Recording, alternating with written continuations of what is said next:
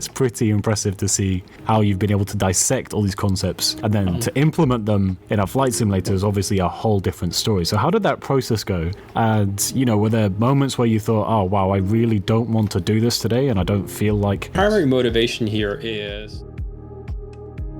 In this video, I'm very excited to show you parts of a conversation I had with the main person behind Hotstart and their upcoming Challenger 650 for X-Plane 11. Now, we here at Threshold are blessed with the opportunity to work with some very, very talented people in the community. But after having spoken and worked with Hotstart, what they have shown me has absolutely blown me away.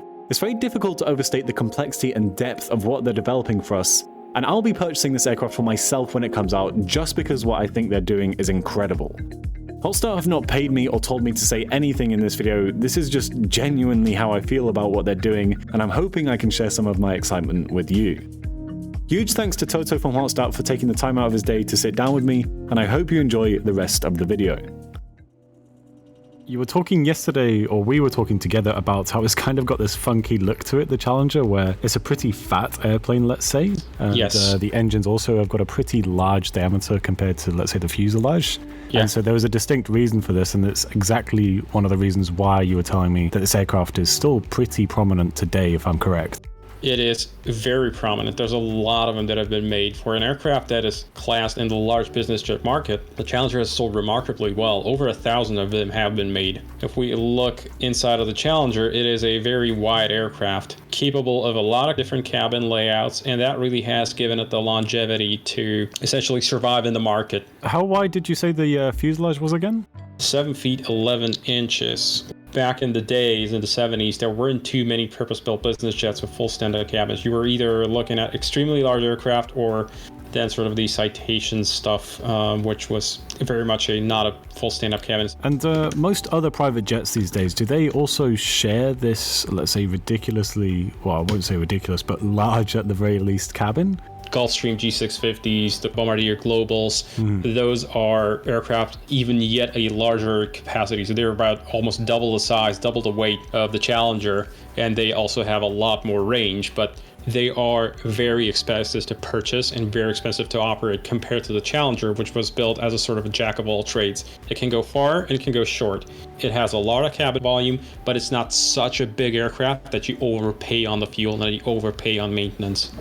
Right, and that's probably in large part due to the high bypass engines that we were also talking about yesterday. Probably bump up the efficiency quite a lot, I can imagine.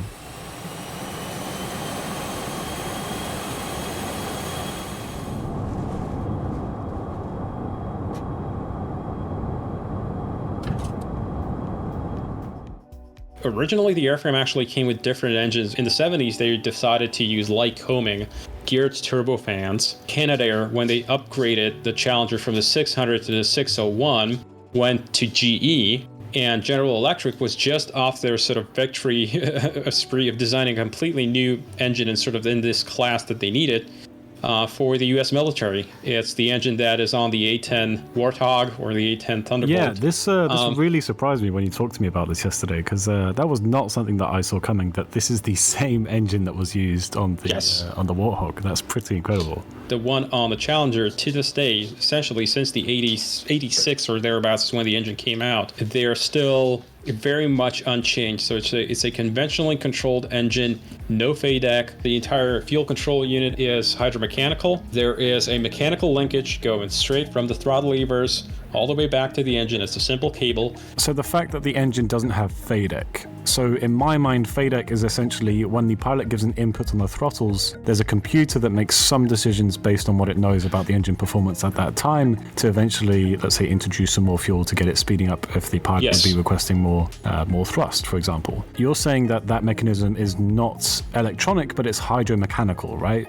Yes. So there's wires and pulleys and kind of thing. The key to understanding why a FADEC is, it's not even just a matter of electronics. So the computer part, there's an actual computer, but it is represented as a series of tubes, springs, essentially valves that direct pressurized hydraulic fluid based on various balances of pressure into various sections, and that is what controls the engine. So this engine is still controlled. There is a fuel control unit, and the pilot is still only given an input into the fuel control unit to select a and essentially like an engine speed, it's still, as they say, the pilot is only a voting member.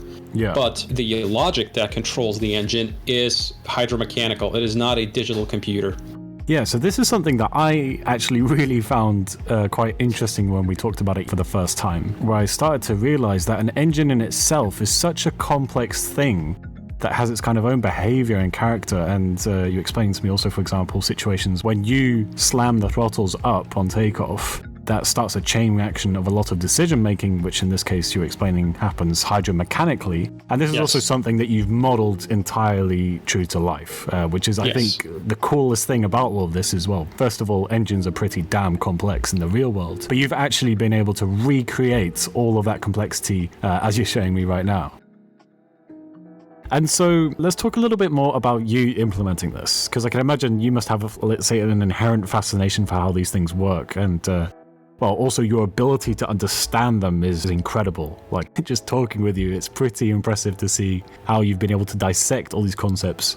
And then to implement them in a flight simulator is obviously a whole different story. So how did that process go? And, you know, were there moments where you thought, oh, wow, I really don't want to do this today and I don't feel like... Primary motivation here is to, let me put it like this. How do you know whether the machine that you're simulating or the behaviors you're putting in are accurate even in the phases of flight or in the you know, configurations which you haven't tested? Right. And there's only really one of two ways to do that. Either you test every possible condition, which I can ask I can ask our testers, I can look through flight test reports for various stages, but I can't, for example, see the exact behaviors. What if I do a compressor stall on a given day in certain weather? So the only other possibility is I basically go and simulate the physics. We start with the presupposition that physics is accurate and it describes the world we live in. And if I do a physical model of the engine and tune it, or any kind of system, not just the engine, flight controls, everything, hydraulics, and I tune it to represent the correct behaviors in all the test situations for which I do have data for, which is usually, you know, regular flying. All of the various flight situations and flight stages. Okay, right. And the only way to do that is just go back to the core physics and start from first principles. Yeah, so you've been able to verify this with real world data and you're comparing it with the... We do have access to a real Challenger 650.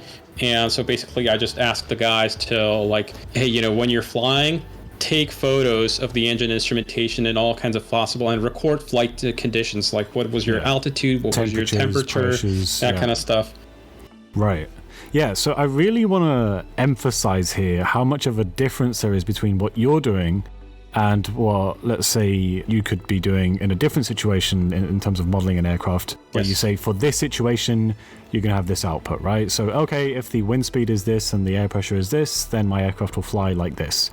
That's really not what you're doing here. What you're doing is you're making a dynamic model which figures out on its own based on the principles of science about how our universe works. Yeah, and then the correct behavior basically just falls out from the equations. And it just sort of happens organically almost. And it's also really cool to see that this is really a theme in everything that you're doing, because you showed me physics of the GPU, so that's like the ground power units outside of the aircraft. Yeah. Simulating the mechanics and the gears, and essentially you're buying a simulation not only of the aircraft itself, but of a ground power unit, an air conditioning unit outside the plane, and all these other little sort of mechanical bits and pieces that are associated with the Challenger.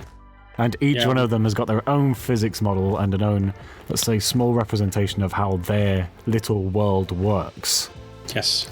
APU itself is simulated as a physical engine. It's a cute little APU, but for example, if I turn off the packs here, you're going to see that it's going to reduce the turbine outlet temperature very significantly. I think what we can also quickly talk about, if you're willing, the GPS and the IRSs. And, navigation part. Yes. So the airplane has, give or take, approximately 30 different avionics systems, each running in their own thread, and they're communicating. The only way that they can, in reality, is over an Airing 429 serial bus. These 30 threads, so what you're saying is that in real life, I'm guessing these 30 threads would be, let's say, you could see them as 30 smallish computers, right? All their own, doing their own little job, running their own little tasks.